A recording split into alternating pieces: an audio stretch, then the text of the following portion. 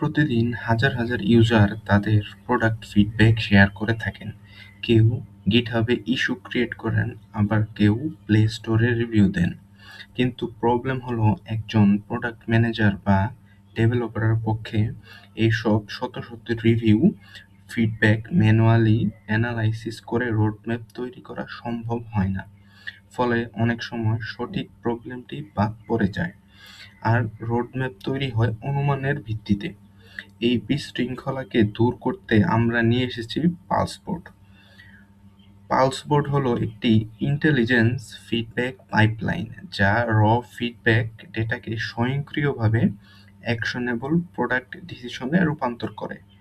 কোনো জটিল database setup ছাড়াই এটি আপনার গিটহাব ইস্যু এবং প্লে স্টোরের লাইভ স্ট্রিম থেকে রিয়েল টাইমে ডেটা কানেক্ট করতে পারে।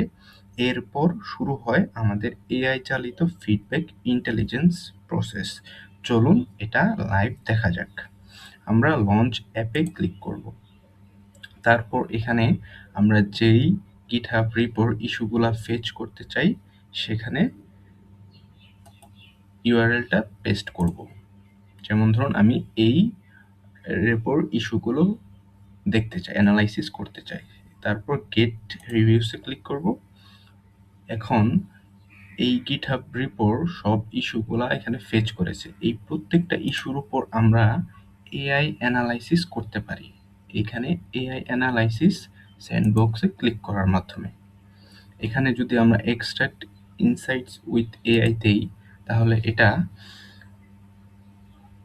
ব্যাকগ্রাউন্ড প্রম্পট সিস্টেমের উপর ভিত্তি করে এখানে এআই এর মাধ্যমে একটা ফিডব্যাক দিবে, যা এই রিভিউটাকে স্ট্রাকচারাল ইনফরমেশনে রূপান্তর করবে, যেটি একজন প্রোডাক্ট ম্যানেজার কিংবা ডেভেলপারের পক্ষে রিভিউ করা অনেক ইজি হবে। যেমন ধরুন এখানে দেখতে পাচ্ছি আমরা, এটা হচ্ছে ফিচার রিকোয়েস্ট এবং এটা হচ্ছে নেগেটিভ। এটা ইউজার চাচ্ছে, এটা হচ্ছে সাজেস্টেড অপরচুনিটি এভিডেন্স কোড, এইভাবে। তারপর হচ্ছে আমাদের থিম ড্যাশবোর্ড। এরপর থিম ড্যাশবোর্ড আসার পর আমরা জেনারেট থিমসে ক্লিক করব। জেনারেট থিমসে ক্লিক করলে এখানে বাই ডিফল্ট 5টা ইস্যুর উপর আমাদেরকে থিম ক্রিয়েট করে দিবে। এখানে দেখতে পাচ্ছেন অলরেডি ক্লাস্টার করছে, থিমগুলো ক্লাস্টার করছে ইস্যুর প্রায়োরিটির উপর ভিত্তি করে। এখানে অপরচুনিটিগুলো আইডেন্টিফাই করা হচ্ছে, evaluating priority scores.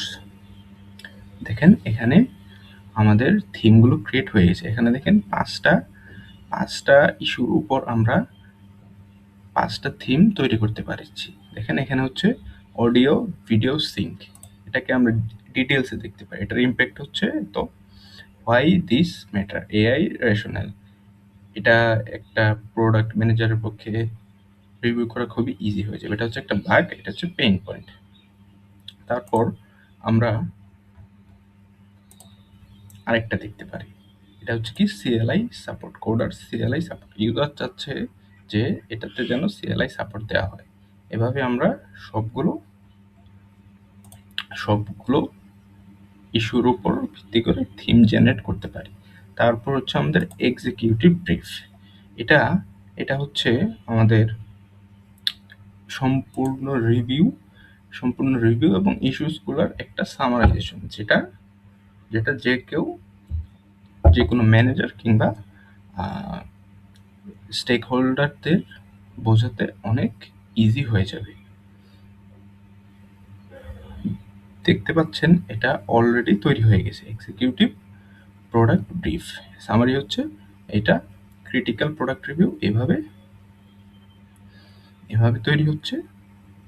High alert risk, emerging opportunities, recommended product action.